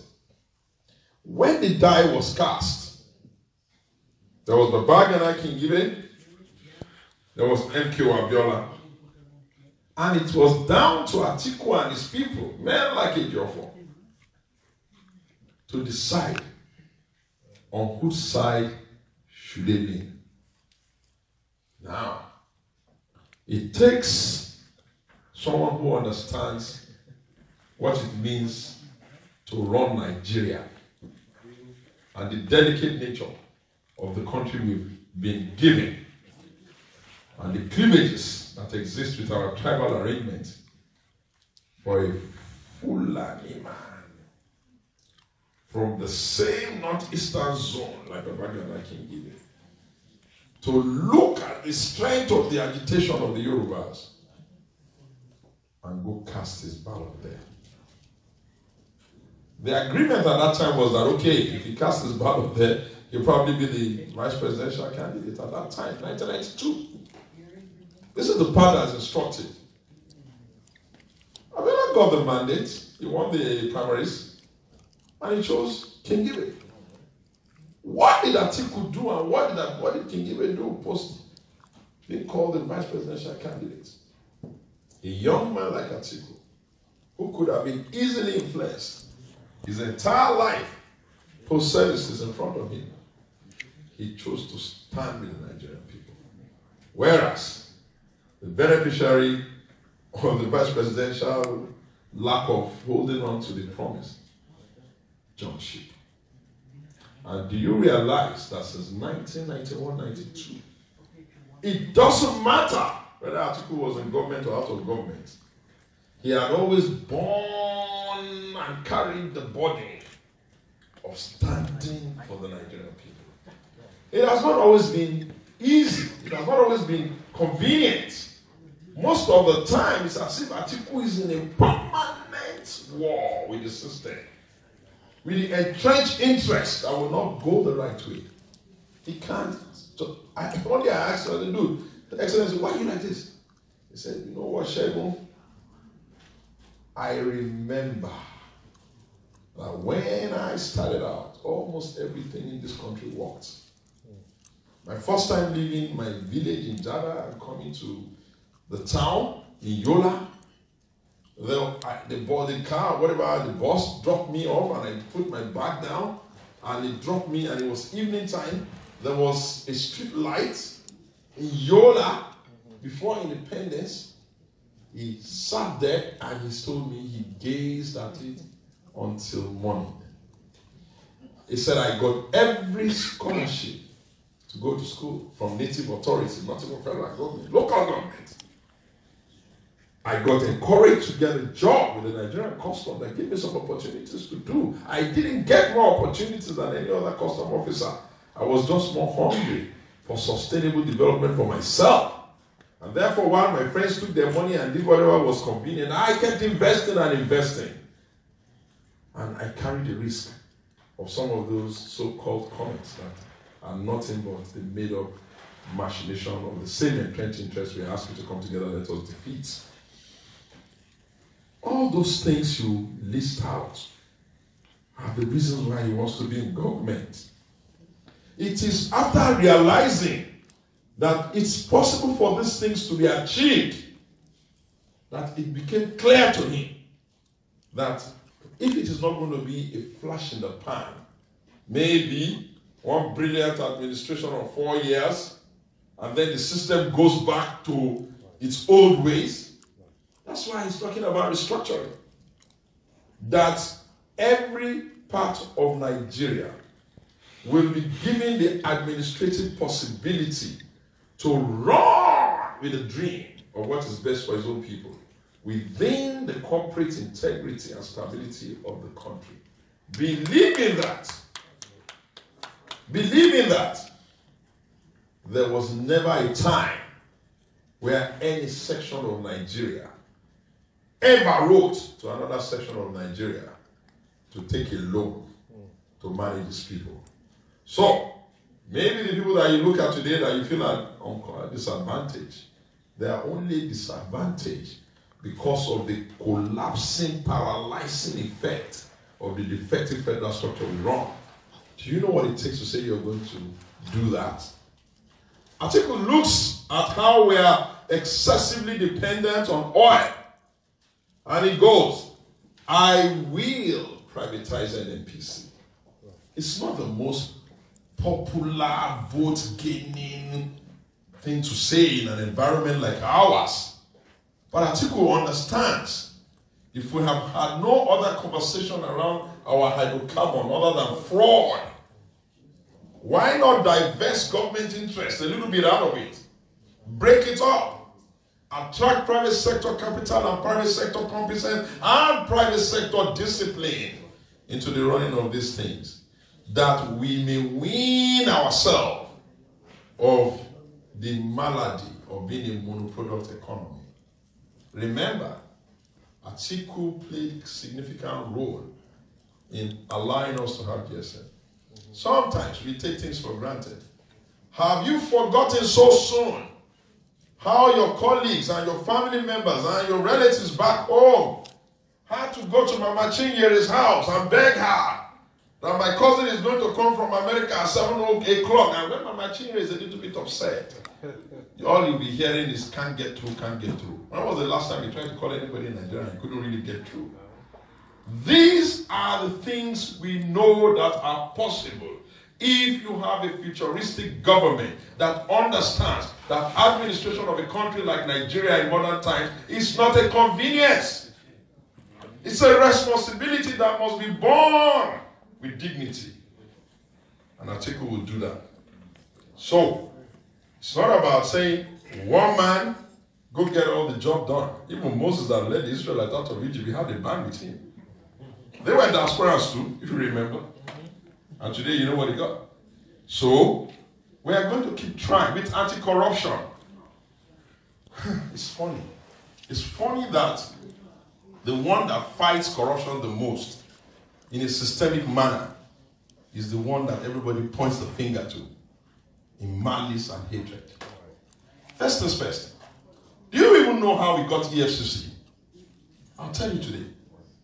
In 1999, you remember that our people here and all over the world used to write a lot of stupid letters, advance fee fraud, and before we knew it, we wrote ourselves out of financial reckoning in the world. Because what then happened was that any businessman from Nigeria who needed to write a letter of credit, and the banks was really, he had his money, and the banks was willing to open a letter of credit for him. At that time, the bank had to physically come and look for the cash there and put the cash down. It was just a very difficult and painful time. It seemed like it was insurmountable. It was Atiku who came up, having spoken to other people, because he's not foolish enough to think he knows everything, with EFCC. The whole idea of that organization was to make sure that we can get our certification back. It's still standing, it's sustainable. Again, during Atiku time on corruption, it was suddenly discovered by a peer review report from one of the Bretton Woods organizations, I can't remember, World Bank or one of them. And it said in clear terms, black and white, everything in procurement, in government, including paper and toilet roll and bio, is bought at the most expensive rate in Nigeria than anywhere in the world. Did you get that? No, you didn't. We were buying everything in government. It meant that if Nigerian government, any government office in Nigeria wanted to buy toilet roll, they found out that they would buy the toilet roll in the Nigerian government more expensive than any other government in the world. Now, what did Atiku do? He's an ideas man. He sat down and came up with a public procurement policy. It is only to the public procurement policy that today that kind of ugly narrative no longer exists. Why? Because government was able to write a law that said that, look, my friend, in all of the ministries and agencies, you dare not buy toilet paper over and above this price that has been accepted as the price within the Nigerian government. What am I trying to say to you, sir? Corruption is an issue. The man in charge of the country today doesn't know how to fight corruption. He only has, the determination of an incompetent person. The door is there. You need a key. He's insisting on breaking it with his head. How far can we get with that? You have to fight corruption with technology, ensuring, first of all, that you can track and prevent the thief. That's why we created single treasury accounts. That's why we created BVN. And I think he's even bringing the second one now, which maybe you'll have the first person to hear it from my mouth, because he's not even told them yet. So Nigerians don't even know what's going to hit them. The BVN and the single treasury account means that all the money of government, and it goes into one account. Everybody can see it. Nobody has an account in one ministry anymore. That's the bringing in the money side. Atiku is going to bring a counter concept that is going to also make us see who gets what. So you're going to have a window that shows how the money gets into one account so everybody can see it. And now you're going to have the second part of it, which is the magic.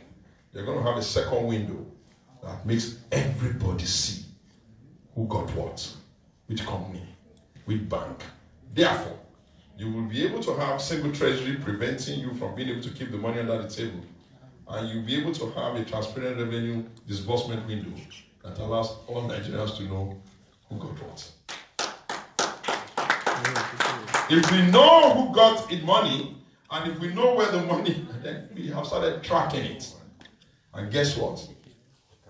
Look, every man will steal if the opportunity exists.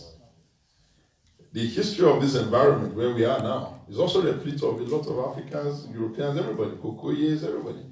If you can beat the system, you'll beat it. That's the way the humans are created.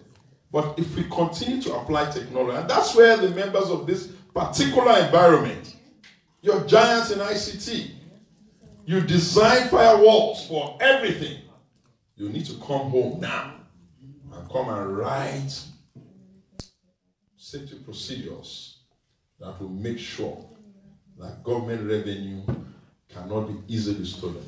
And I tell you one other thing. Under an Atiku government, all the problems we have in the country right now is that we have an issue in Nigeria today.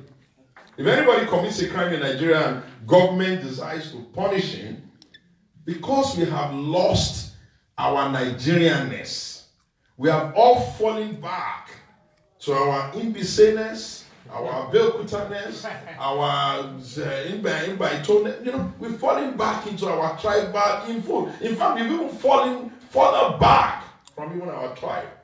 We are falling right down into our family, villages, and religious line. So, you can't punish an Anglican thief because he's an Anglican.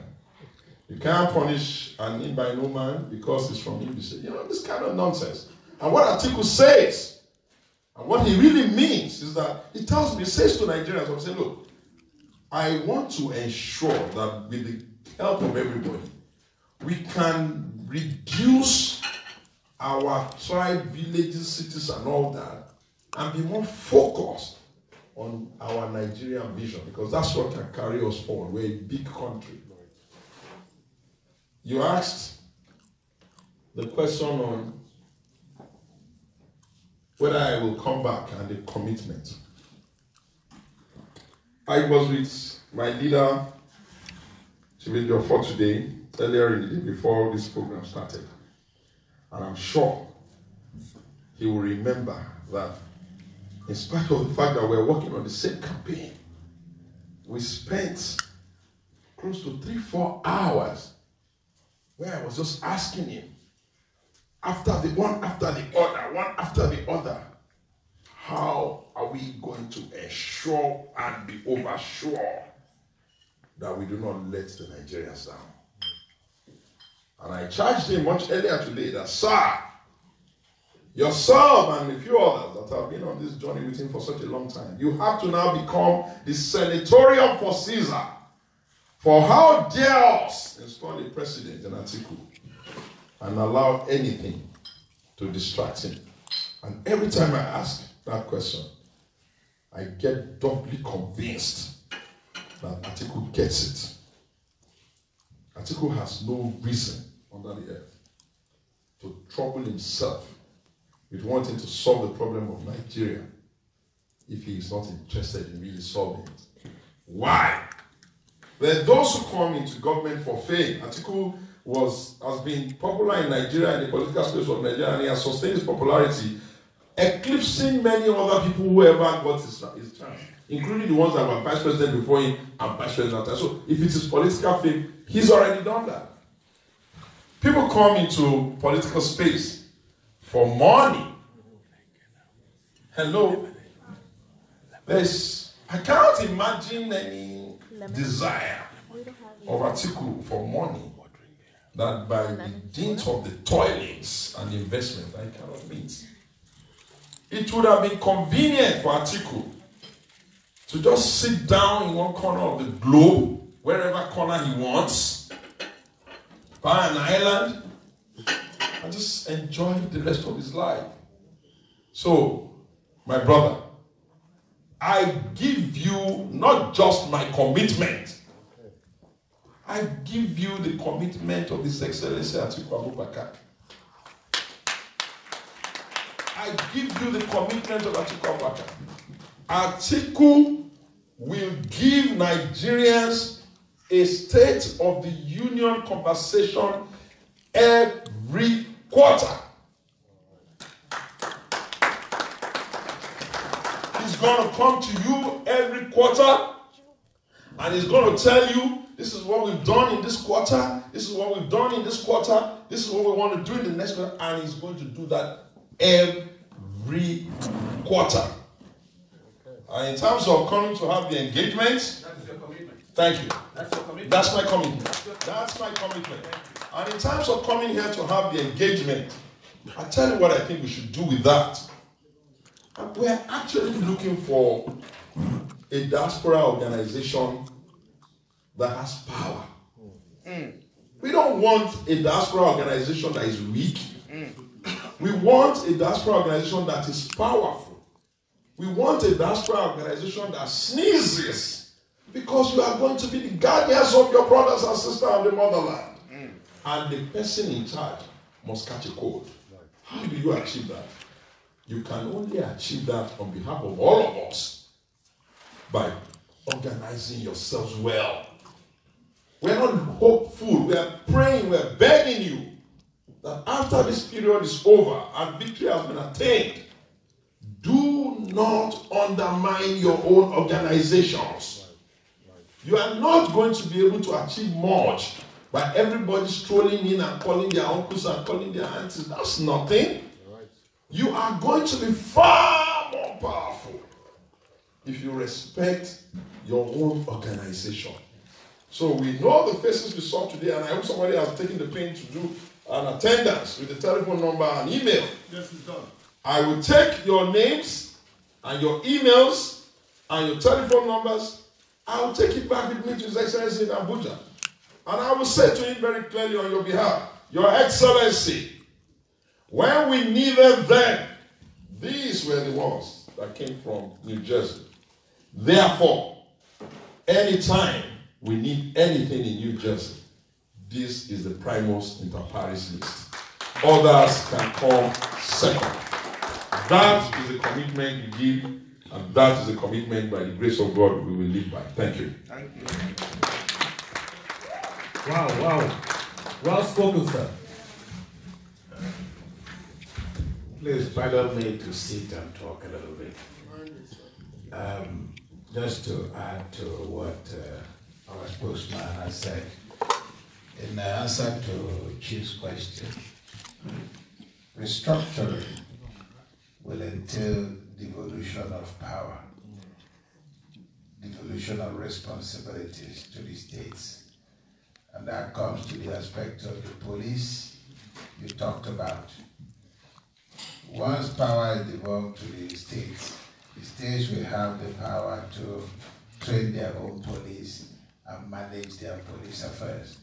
So that will assist in solving the problem that you mentioned. But more importantly, I would like to put this on the table for all of you here. I can see that most of you here are from the southeast. I am from the south-south. My names are Igbo names, but I'm from Asaba.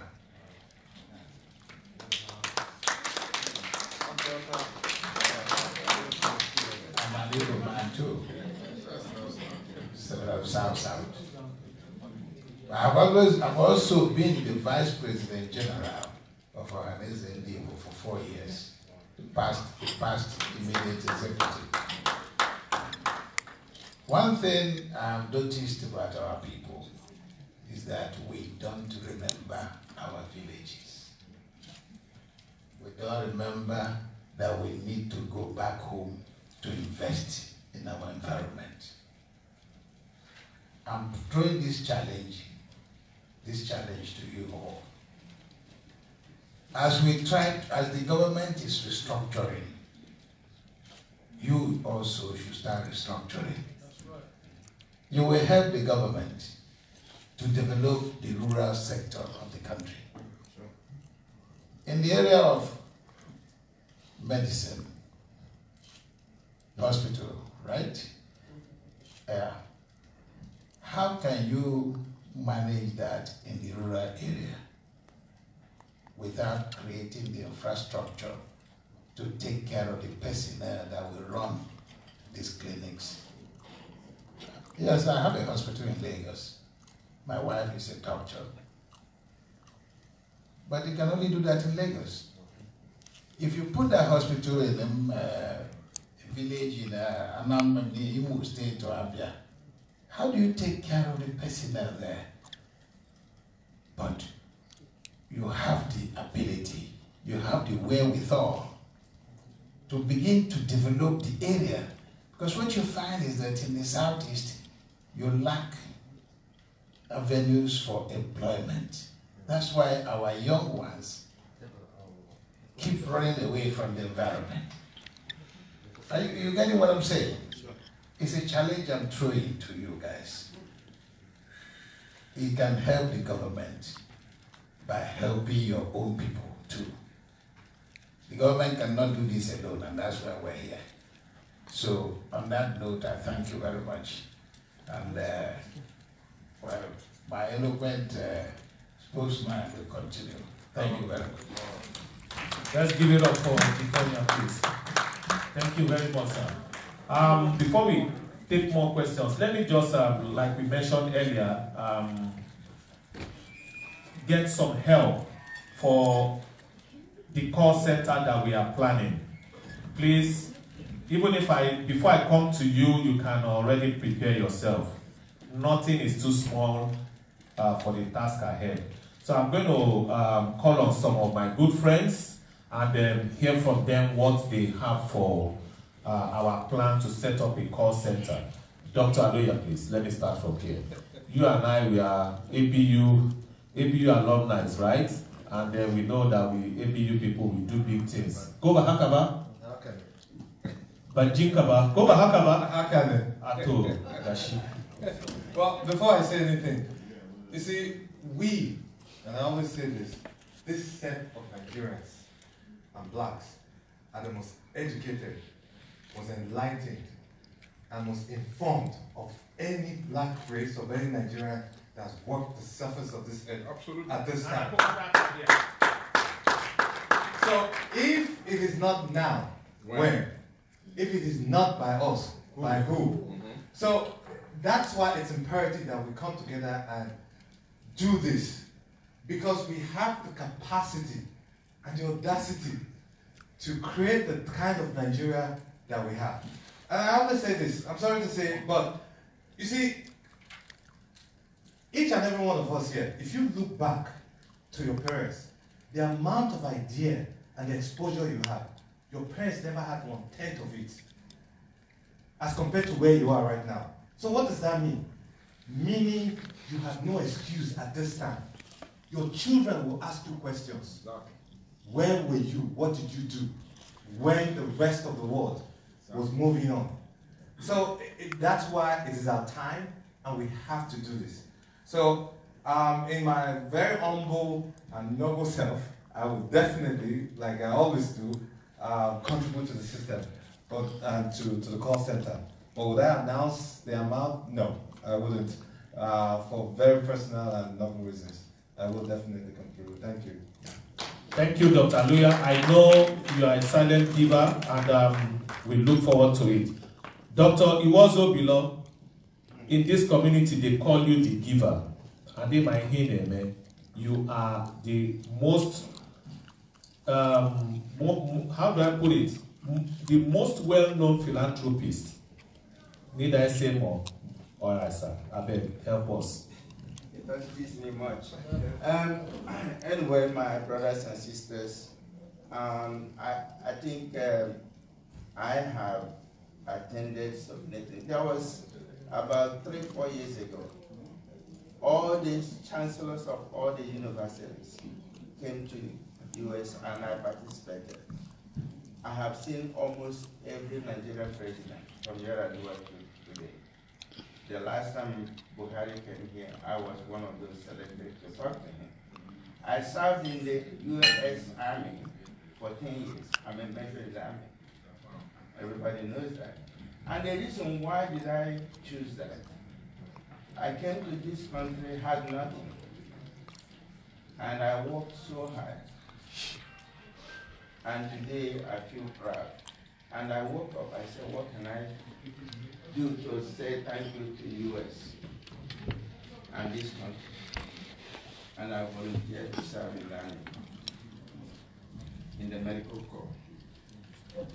And when Nigerians came here, the chancellors and many of them talking about how the system have been eroded and students are no longer going to school.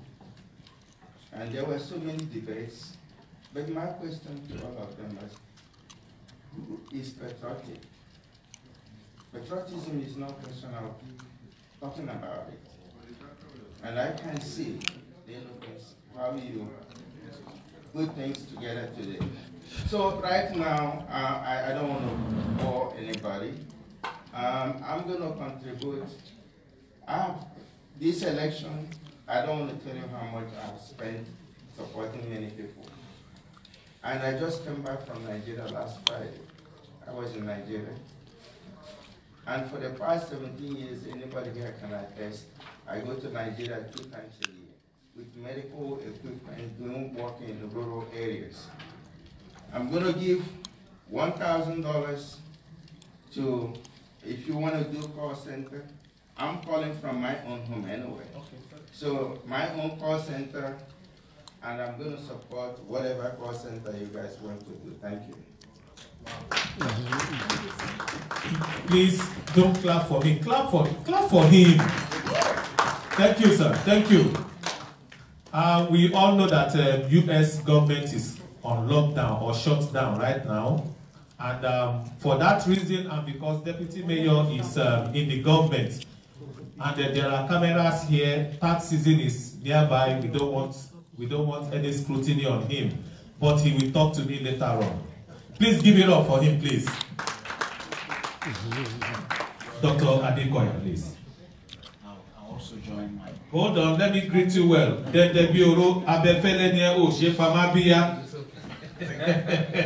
All right, you say what, sir? Yes, I reserve that. I'm definitely going to the issue.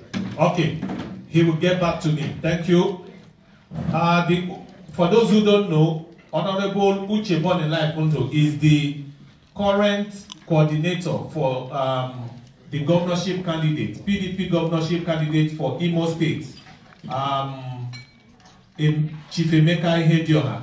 3 weeks ago, right, we also had a town hall for him in this same venue. Uche Bonilife is someone who supports the community. I and him, we have served on the Abia Imo State Association, and he is currently the president of Imo State Association of Nigeria here in New Jersey. Uche Bonilife, talk to your people. Well, I'm not going to hide under any protocol. What I think, as you mentioned, I've already, with the team which Chief Eke is involved, set up similar platform already for the next governor of Imo State, Right Honorable Emeka Ihedioha. We are going to now merge that and expand it to a national platform. And I will also contribute to the cause to get more equipment and more assets and recruit more volunteers for Atiku. I will now invest in Atiku. Formally, I will give you a check of $200 to invest because I know Atiku will be president.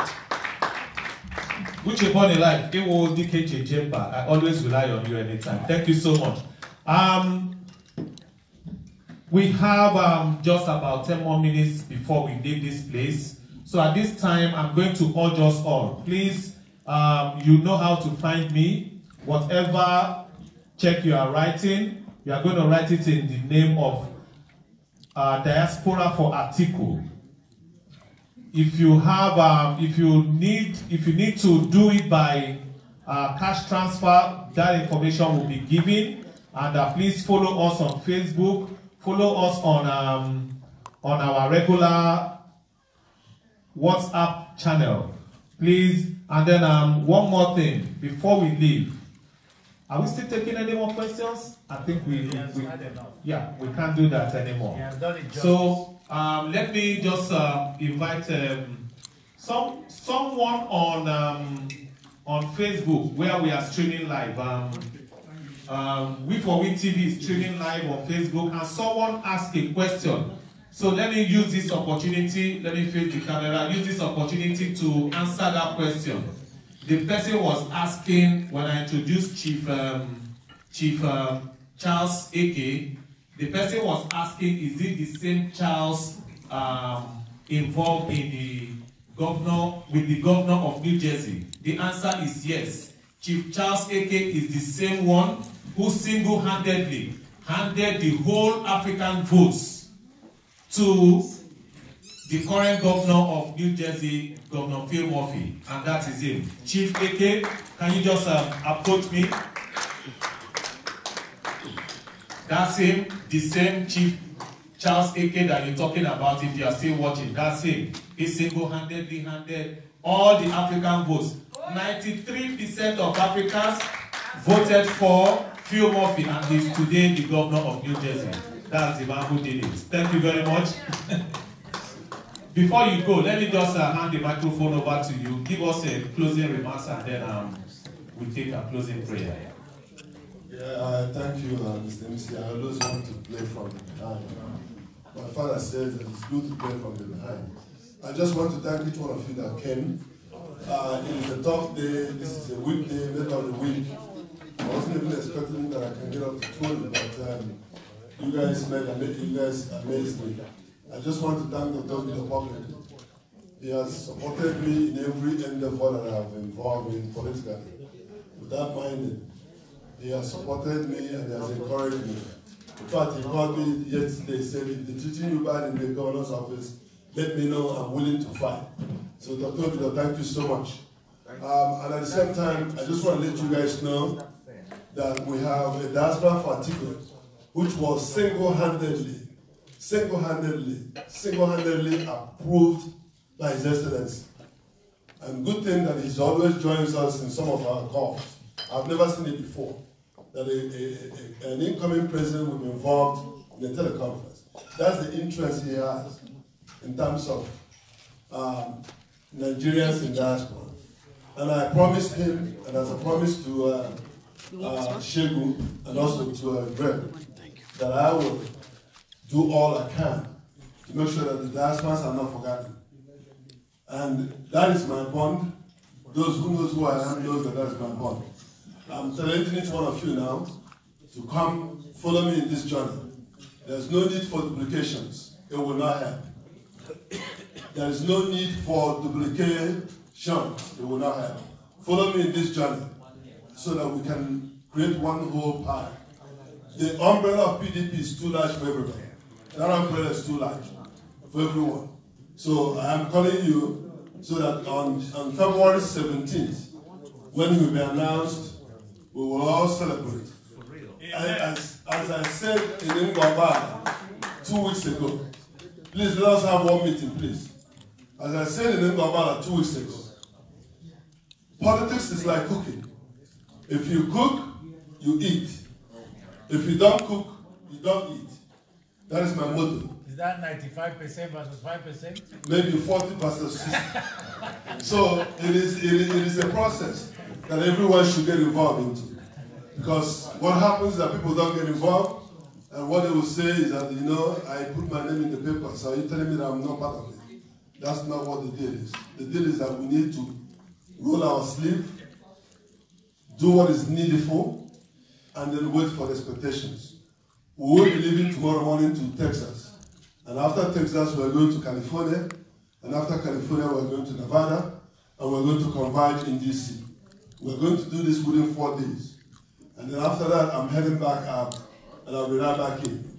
When I commit on something, I give my 110%. Then I leave the other rest of them to God. So please, I want to thank all of you. And please, we always hold our meetings. Body Life knows, some of you guys here knows, we always hold our meetings. And it's not a secret court. That meeting is open. You dial in, and people know that I always give time to any question, anything that comes up. I must make sure that you're certified before that meeting closes. In this regard, I'm going to ask the New Jersey diaspora for Atiku, wherever they are, to rise up, please. Wherever they are, all the New Jersey diaspora for Atiku, please rise up. All the New Jersey diaspora for Atiku, please rise up. as Segun said during our teleconference when he died from Nigeria, he said it again today.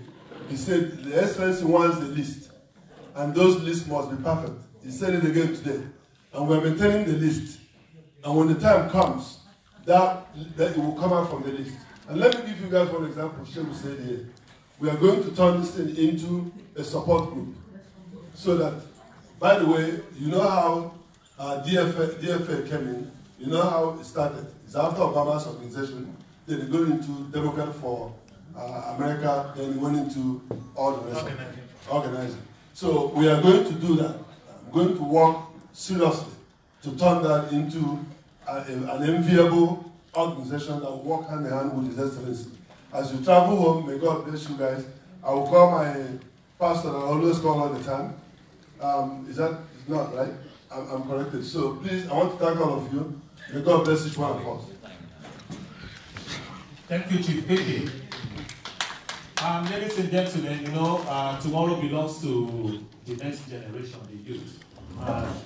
Since she has taken time to come here, to come ask questions and listen to the spokesman of His Excellency, we are going to have the youth do the closing prayer. Let me call on Ms. Oluchi Odemena. Please come forward, please. Come help us close.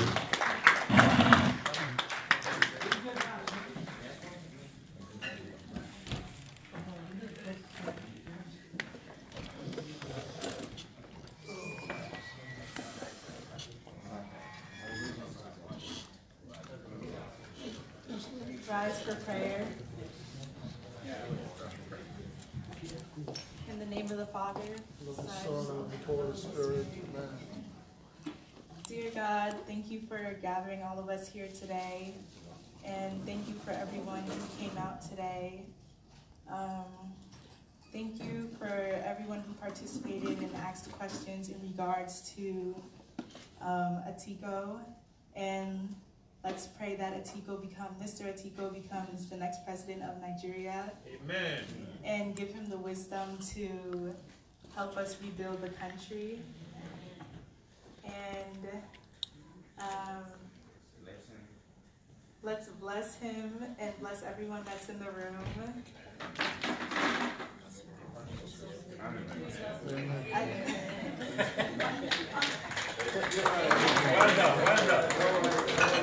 Thank you so much. The Bible says, the effective prayer of the righteous availeth much. May your prayer avail for Atiku in Jesus' name. Thank you so much.